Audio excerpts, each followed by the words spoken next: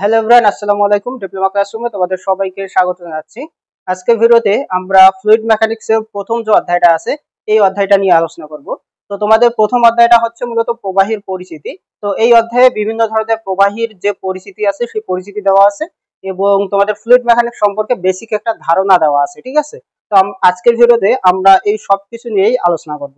তো যেহেতু আমাদের সাবজেক্টটার নাম হচ্ছে কি ফ্লুইড মেকানিক্স, তো আগে আমাদেরকে আসলে বুঝতে হবে যে ফ্লুইড জিনিসটা কি। তো আমরা প্রথমে ফ্লুইডের সবকিছু জানবো, তারপর আমরা ফ্লুইড মেকানিক্স এর দিকে যাব, ঠিক আছে? তো আমরা প্রথমে জানি যে আসলে ফ্লুইড জিনিসটা কি। তাহলে ফ্লুইড মেকানিক্সে আলোচনা করা হয় হচ্ছে মূলত ফ্লুইড নিয়ে। তাহলে কি নিয়ে আলোচনা করা হয় বলতো? আলোচনা করা হয় হচ্ছে ফ্লুইড নিয়ে। তো আগে আমাদেরকে আসলে জানতে হবে যে ফ্লুইড জিনিসটা কি। ফ্লুইড মানে হচ্ছে প্রবাহী। যে সকল পদার্থ এক স্থান থেকে অন্য স্থানে প্রবাহিত হতে পারে সেই সকল পদার্থকেই আমরা মূলত ফ্লুইড বলতে পারি। তাহলে প্রবাহিত কি কি হইতে পারে একটু চিন্তা করো। যেমন তরল পদার্থ, এটা কিন্তু প্রবাহিত হইতে পারে। তার হচ্ছে গ্যাসীয় পদার্থ, এটাও কিন্তু প্রবাহিত হইতে পারে। তার মানে ফ্লুইড বা প্রবাহী বলতে আমরা দুই ধরনের পদার্থকে বুঝি। একটা হচ্ছে তরল পদার্থ, আর একটা হচ্ছে কি গ্যাসীয় পদার্থ। তাহলে এখানে ফ্লুইড বলতে, এই ফ্লুইড বলতে আমরা বুঝতেছি হচ্ছে তরল প্লাস হচ্ছে গ্যাসীয় পদার্থ, এই দুইটাকে কিন্তু আমরা বুঝতেছি, ঠিক আছে? তো এখন আমরা এই যে ফ্লুইড আছে, এই ফ্লুইডের আমরা বৈশিষ্ট্যগুলো জানবো এবং ফ্লুইডের যে প্রকারভেদগুলো আছে সেই প্রকারভেদগুলো জানবো। তো আমাদের ফ্লুইড মেকানিক্সে কিন্তু এই দুইটা বিষয় নিয়েই আলোচনা করা হয়, আর শুধুমাত্র তরল নিয়ে আলোচনা করা হয় হচ্ছে হাইড্রোলিক্সে। তাহলে তোমার প্রকৌশল বিজ্ঞানের যে শাখায় তরল পদার্থ নিয়ে আলোচনা করা হয় সেটাকে বলা হয় মূলত হচ্ছে হাইড্রোলিক্স। তাহলে শুধুমাত্র যদি তরল পদার্থ নিয়ে আলোচনা করা হয় সেটা হচ্ছে হাইড্রোলিক্স, আর তরল প্লাস গ্যাসীয় উভয় নিয়ে যে শাখায় আলোচনা করা হয় সেটাই হচ্ছে মূলত কি ফ্লুইড মেকানিক্স। তো এখন আমরা জানবো যে এই ফ্লুইডের বৈশিষ্ট্যগুলো কি কি এবং ফ্লুইডটা আসলে কত প্রকার, এই সম্পর্কে আমরা একটু ধারণা লাভ করবো, ঠিক আছে? তো এই যে ফ্লুইড পদার্থ আছে, এই ফ্লুইডটাকে আমরা বিভিন্ন ভাগে ভাগ করতে পারি, মানে বিভিন্ন জিনিসের উপর ভিত্তি করে ভাগ করতে পারি। তার মধ্যে প্রথমত যদি আমরা আসি, যে অবস্থার উপর ডিপেন্ড করে এই ফ্লুইডটাকে তিন ভাগে ভাগ করা হয়। তাহলে কার উপর ডিপেন্ড করে বলতো? অবস্থার উপর। তাহলে আমরা বলতে পারি যে অবস্থা অনুযায়ী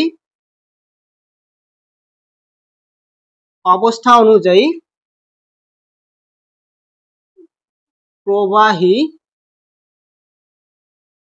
তিন প্রকার। তাহলে অবস্থা অনুযায়ী যে তিন প্রকার, এই তিন প্রকার কি কি দেখো। একটা হচ্ছে তরল, দুই নাম্বার হচ্ছে গ্যাস, আর তিন নাম্বার হচ্ছে বাষ্প। তো অবস্থা অনুযায়ী আমরা ফ্লুইডকে এই তিনটা ভাগে ভাগ করতে পারি। প্রথমত আসি যে তরলটা কি। তরলটা তো আমরা চিনি, সবাই তো আমরা জানি যে তরল পদার্থটা কি, ঠিক আছে? এরপর আসি যে গ্যাস এবং বাষ্প, এই দুইটা বিষয় আসলে কি। তাহলে গ্যাস এবং বাষ্প, তো গ্যাস এবং বাষ্পের মধ্যে বেসিক পার্থক্যটা আসলে কি। গ্যাস হচ্ছে সেই সকল পদার্থ যেই পদার্থগুলা কক্ষ তাপমাত্রায় গ্যাসীয় অবস্থায় থাকে এবং এদের কণাগুলো তো একে অপরের থেকেও অনেক দূরে অবস্থান করে, মানে এদের মধ্যকার আকর্ষণ বল নেই বললেই চলে, ঠিক আছে? তাহলে গ্যাস বলতে সেই সকল পদার্থকে বোঝায় যেই পদার্থগুলা কক্ষ তাপমাত্রায় গ্যাসীয় অবস্থায় থাকে। আর বাষ্প বলতে কাকে বোঝায়? বাষ্প বলতে সেই সকল পদার্থকে বোঝায় যেই পদার্থগুলা মূলত কক্ষ তাপমাত্রায় কঠিন বা তরল অবস্থায় থাকে, বাট এদের তাপমাত্রা যখন বাড়ানো হয় তখন এরা গ্যাসীয় অবস্থায় পরিণত হয়। তাহলে আমরা এখানে বেসিক পার্থক্যটা বুঝতেছি যে গ্যাসীয় পদার্থ যেটা, মানে গ্যাস যেটা, গ্যাসটা স্বাভাবিক তাপমাত্রা বা কক্ষ তাপমাত্রাতেই সেটা গ্যাসীয় অবস্থায় থাকে। বাট বাষ্পটা হচ্ছে মূলত কোনো কঠিন বা তরল পদার্থের বাষ্পিত অবস্থা বা গ্যাসীয় অবস্থা, মানে সেটা কক্ষ তাপমাত্রায় তরল বা কঠিন অবস্থায় থাকে এবং সেটা যদি তাপমাত্রা বাড়ানো হয় তাহলে একটা পর্যায়ে সেটা কিছু পরিণত হয়, বাষ্পে পরিণত হয় বা গ্যাসীয় অবস্থায় পরিণত হয়। তাহলে মূল পার্থক্য হচ্ছে এটাই। আচ্ছা, তাহলে আমরা অবস্থা ভেদে যে পার্থক্য সেই পার্থক্যটা বুঝলাম। এরপর দেখো যে ফ্লুইডটাকে আবার কন্ডাক্টিভিটি, ভিসকোসিটি মানে হচ্ছে সান্দ্রতা, কন্ডাক্টিভিটি মানে হচ্ছে পরিবাহিতা, আবার সারফেস টেনশন মানে পৃষ্ঠটান, আবার ডেনসিটি মানে হচ্ছে ঘনত্ব, এইগুলার উপর ভিত্তি করে কিন্তু পাঁচ ভাগে ভাগ করা হয়। তাহলে কিসের কিসের উপর ভিত্তি করে দেখো, যে কন্ডাক্টিভিটি,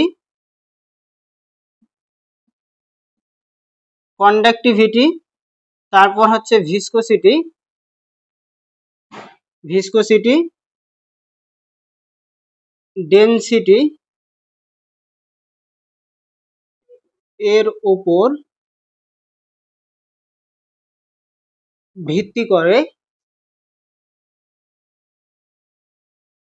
প্রবাহী 5 প্রকার। তাহলে এই 5 প্রকারগুলা কি কি দেখো। 1 নাম্বার হচ্ছে ideal fluid, 2 number Real fluid, 3 number হচ্ছে নিউটনিয়ান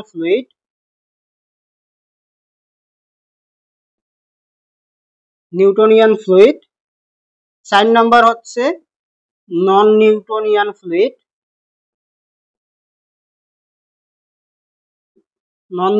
ফ্লুইড, আর 5 নাম্বার হচ্ছে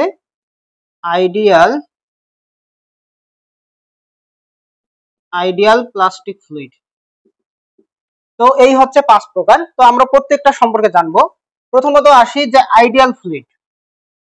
তাহলে এই যে আইডিয়াল ফ্লুইড সম্পর্কে যদি আমরা জানতে চাই, তাহলে আইডিয়াল ফ্লুইডটা আসলে কাকে বলে? যে সকল ফ্লুইড অসংকোচনশীল এবং যার সারফেস টেনশন এবং ভিসকোসিটি নাই, সেইগুলাকে আমরা বলি হচ্ছে আইডিয়াল ফ্লুইড। তাহলে এই আইডিয়াল ফ্লুইডের বৈশিষ্ট্যগুলা কি কি দেখো। আইডিয়াল ফ্লুইডের বৈশিষ্ট্য হচ্ছে এইগুলা অসংকোচনশীল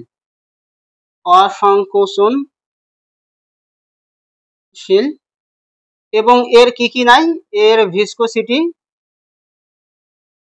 ভিসকোসিটি ও সারফেস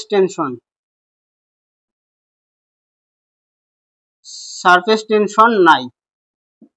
তাহলে আইডিয়াল ফ্লুইড বলতে আমরা সেই সকল ফ্লুইডকে বুঝবো যেই সকল ফ্লুইড অসংকোচনশীল এবং যার ভিসকোসিটি ও সারফেস টেনশন নাই, এইগুলাকে মূলত বলা হয় হচ্ছে আইডিয়াল ফ্লুইড। আর রিয়াল ফ্লুইড কোনগুলা? রিয়াল ফ্লুইড হচ্ছে আইডিয়াল ফ্লুইডের বিপরীতটা। তাহলে রিয়াল ফ্লুইড বলতে আমরা সেই সকল ফ্লুইডকে বুঝি যেই ফ্লুইডগুলা হচ্ছে সংকোচনশীল এবং যার সারফেস টেনশন এবং ভিসকোসিটি এইগুলা আছে। তাহলে এইটাকে আমরা বলি হচ্ছে রিয়াল ফ্লুইড। তাহলে রিয়াল ফ্লুইডের বৈশিষ্ট্য কি? রিয়াল ফ্লুইডটা হবে হচ্ছে সংকোচনশীল। তাহলে এটা কি হবে? এটা হবে সংকোচনশীল এবং এইটার কি আছে? এইটার ভিসকোসিটি ও সারফেস টেনশন আছে।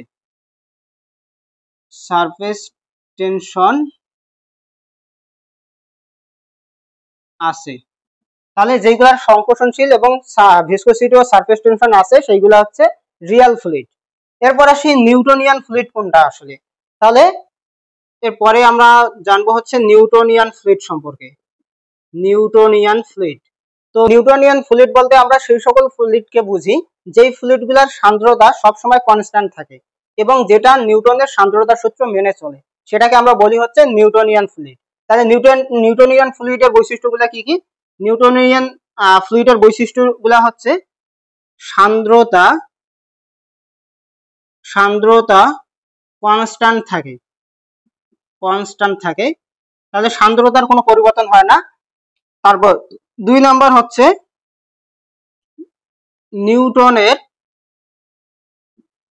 নিউটনের সান্দ্রতা সূত্র। তাহলে নিউটনের সান্দ্রতা সূত্র মিউ ডিভি ডিভাইডেড হচ্ছে ডিওয়াই, এই সান্দ্রতার সূত্র মেনে চলে। তাহলে এইগুলো হচ্ছে মূলত নিউটনিয়ান ফ্লুইড। তাহলে নন নিউটনিয়ান ফ্লুইড কোনগুলো হবে? এর বিপরীত যেটা সেটা হবে নন নিউটনিয়ান ফ্লুইড। তাহলে এর বিপরীত যেটা সেটা হবে নন নিউটনিয়ান ফ্লুইড। তাহলে নন নিউটনিয়ান ফ্লুইডের বৈশিষ্ট্যগুলো কি কি হবে দেখো। নন নিউটনিয়ান ফ্লুইড বলতে আমরা সেই সকল ফ্লুইডকে বোঝাই যেইগুলার সান্দ্রতা সময়ের সাথে পরিবর্তিত হয়। সময়ের সাথে তো না, এটা শেয়ার স্ট্রেস বা শেয়ার স্ট্রেইনের সাথে পরিবর্তিত হয় এবং এটা নিউটনের যে সান্দ্রতা সূত্র আছে সেই সান্দ্রতা সূত্রটা মেনে চলে না। তাহলে সেটাকে আমরা বলবো হচ্ছে নন নিউটনিয়ান। তাহলে প্রথম বৈশিষ্ট্য যেটা সেটা হচ্ছে সান্দ্রতা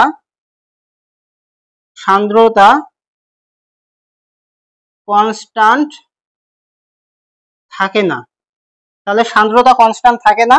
আর 2 নাম্বার হচ্ছে নিউটনের সান্দ্রতা সূত্র মেনে চলে না, নিউটনের সান্দ্রতা সূত্র মেনে চলে না। তাহলে এটাকে আমরা বলবো হচ্ছে নন নিউটনিয়ান ফ্লুইড। তাহলে এরপর দেখো যে ideal plastic fluid. Ideal plastic fluid বলতে আমরা আসলে কি বোঝাই? আইডিয়াল প্লাস্টিক ফ্লুইড বলতে সেই সকল ফ্লুইডকে বোঝায় যেই ফ্লুইডগুলা তোমার ইল্ড স্ট্রেস পৌঁছানোর পর প্রবাহিত হতে শুরু করে এবং এই প্রবাহের ক্ষেত্রে শিয়ার স্ট্রেস এবং ভেলোসিটি গ্রেডিয়েন্ট সমানুপাতিক হারে পরিবর্তিত হয়। তো সেটাকে আমরা বলি হচ্ছে আইডিয়াল প্লাস্টিক ফ্লুইড। তো আশা করি ফ্লুইডের যে তোমার পার্থক্য, ফ্লুইডের যে প্রকারভেদগুলো, এই প্রকারভেদগুলো তোমাদের মাঝে ক্লিয়ার। এখন আমরা আলোচনা করব হচ্ছে ফ্লুইড মেকানিক্সটা নিয়ে। তাহলে ফ্লুইড মেকানিক্সটা কাকে বলে এবং ফ্লুইড মেকানিক্সের যে প্রকারভেদগুলো আছে সেই প্রকারভেদগুলো সম্পর্কে আমরা জানবো, ঠিক আছে? তাহলে আমরা জানলাম যে ফ্লুইড মেকানিক্সে মূলত দুই ধরনের প্রবাহী নিয়ে আলোচনা করা হয়, একটা হচ্ছে তোমার তরল আর একটা হচ্ছে গ্যাসীয়। তো এই দুইটা জিনিস নিয়েই মূলত আলোচনা করা হয় হচ্ছে ফ্লুইড মেকানিক্সে। আর এই ফ্লুইড মেকানিক্সের যে অংশে শুধুমাত্র তরল নিয়ে আলোচনা করা হয় সেটাকে বলা হয় হচ্ছে হাইড্রোলিক্স। তাহলে সেটাকে কি বলা হয়? সেটাকে বলা হয় হচ্ছে হাইড্রোলিক্স। তো আমরা প্রথমে জানবো যে ফ্লুইড মেকানিক্সটা আসলে কি। তাহলে প্রকৌশল বিজ্ঞানের যে শাখায় তরল এবং গ্যাসীয় পদার্থের উপর প্রয়োগকৃত বল এবং এর প্রভাব ও বিভিন্ন ধর্ম নিয়ে আলোচনা করা হয় সেটাকেই বলা হয় হচ্ছে ফ্লুইড মেকানিক্স। তো এই ফ্লুইড মেকানিক্সকে আমরা তিন ভাগে ভাগ করতে পারি। তাহলে ফ্লুইড মেকানিক্স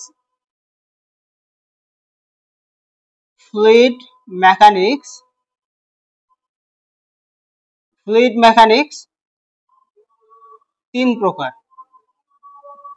তো এই তিন প্রকারগুলো কি কি দেখো? এক নাম্বার হচ্ছে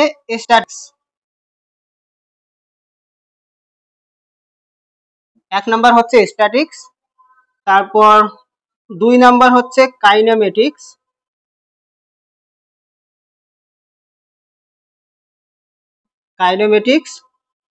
তারপর তিন নাম্বার হচ্ছে ডাইনামিক্স। তো ফ্লুইড মেকানিক্সকে আমরা এই তিন ভাগে ভাগ করতে পারি। প্রথমত আসি যে স্ট্যাটিক্স আসলে কি।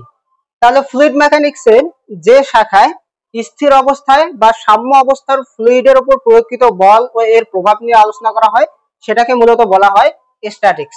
তার মানে স্ট্যাটিক্স বলতে আমরা বোঝাই ফ্লুইড, যে সকল ফ্লুইড মূলত স্থির অবস্থায় থাকে বা সাম্য অবস্থায় থাকে এই সকল ফ্লুইড নিয়ে তোমার প্রকৌশল বিজ্ঞান ফ্লুইড মেকানিক্সের যে শাখা আলোচনা করা হয় সেটাকে মূলত বলা হয় হচ্ছে স্ট্যাটিক্স। তো এই স্ট্যাটিক্সটা আবার হচ্ছে দুই ধরনের। একটা হচ্ছে হাইড্রোস্ট্যাটিক্স, তাহলে একটা হচ্ছে হাইড্রোস্ট্যাটিক্স আর একটা হচ্ছে অ্যারোস্ট্যাটিক্স। তো হাইড্রোস্ট্যাটিক্স জিনিসটা আসলে কি? এই হাইড্রোস্ট্যাটিক্স হচ্ছে যে শাখায় স্থির অবস্থায় অসংকোচনশীল ফ্লুইড নিয়ে আলোচনা করা হয় সেটা হচ্ছে হাইড্রোস্ট্যাটিক্স। তার মানে এইখানে কি অসংকোচনশীল। তাহলে যে শাখায় স্থির অবস্থায় অসংকোচনশীল ফ্লুইড নিয়ে আলোচনা করা হয় সেটা হচ্ছে হাইড্রোস্ট্যাটিক্স। আর অ্যারোস্ট্যাটিক্স হচ্ছে সংকোচনশীল। তাহলে যে শাখায় স্থির অবস্থার সংকোচনশীল ফ্লুইড নিয়ে আলোচনা করা হয় সেটাকে বলা হয় হচ্ছে অ্যারোস্ট্যাটিক্স। এরপর আসি কাইনেমেটিক্স। তো এই কাইনেমেটিক্স জিনিসটা আসলে কি? ফ্লুইড মেকানিক্সের যে শাখায় প্রবাহীর বেগ, ত্বরণ এবং ফ্লো প্যাটার্ন নিয়ে আলোচনা করা হয়। তাহলে ফ্লুইড মেকানিক্সের যে শাখায় শুধুমাত্র ফ্লুইডের বেগ, ত্বরণ এবং ফ্লো প্যাটার্ন নিয়ে আলোচনা করা হয়, বাট এই বেগ ও ত্বরণ সৃষ্টিকারী বল নিয়ে আলোচনা করা হয় না, সেটাকে বলা হয় হচ্ছে কাইনেমেটিক্স। তাহলে কাইনেমেটিক্স আমরা বুঝি যে এখানে মূলত আলোচনা করা হবে হচ্ছে বেগ নিয়ে, তারপর আলোচনা করা হবে ত্বরণ নিয়ে, আলোচনা করা হবে হচ্ছে ফ্লো প্যাটার্ন নিয়ে। বাট এখানে এই যে বেগ এবং ত্বরণ সৃষ্টিকারী যে বল, কারণ এই যে বেগ এবং ত্বরণ সৃষ্টি করার জন্য কি দরকার? বলের দরকার, তাই না? তো এই বেগ এবং ত্বরণ সৃষ্টিকারী বল নিয়ে কোনো আলোচনা করা হবে না। যদি এই বলটাকে অন্তর্ভুক্ত করা হয় তাহলে তখন কিন্তু সেটা ডাইনামিক্সে রূপান্তরিত হবে। তাহলে আমরা বলতে পারি কাইনামিক্স বলতে ফ্লুইড মেকানিক্সের সেই শাখাকে বোঝায় যেই শাখায় বেগ, ত্বরণ এবং শুধুমাত্র ফ্লো প্যাটার্ন নিয়ে আলোচনা করা হয়। এই বেগ ও ত্বরণ সৃষ্টিকারী বল নিয়ে আলোচনা করা হয় না। আর ডাইনামিক্স বলতে ফ্লুইড মেকানিক্সের সেই শাখাকে বোঝায় যেই শাখায় বেগ ও ত্বরণ এবং বেগ ত্বরণ সৃষ্টিকারী বলের যে সম্পর্ক সেটা নিয়ে আলোচনা করা হয়। তার মানে ডাইনামিক্সের ক্ষেত্রে বেগ ত্বরণ দুইটাই আলোচনা করা হবে এবং সাথে বেগ ত্বরণ সৃষ্টিকারী যে বল সেটা নিয়েও আলোচনা করা হবে। তো তখন সেটাকে আমরা বলবো হচ্ছে ডাইনামিক্স। আর বলটা যদি আমরা বাদ দিই তাহলে তখন সেটা হবে হচ্ছে কাইনেমেটিক্স। তো এই হচ্ছে আমাদের ফ্লুইড মেকানিক্সের প্রথম অধ্যায়ের প্রবাহীর পরিচিতি। আমাদের পরবর্তী ভিডিওতে দেখা হবে ফ্লুইড মেকানিক্সের পরবর্তী যে অধ্যায়গুলো আছে এবং পরবর্তী যে টপিকগুলো আছে সেই টপিকগুলো নিয়ে। তো সেই পর্যন্ত সবাই ভালো থাকো, সুস্থ থাকো। আল্লাহ হাফেজ।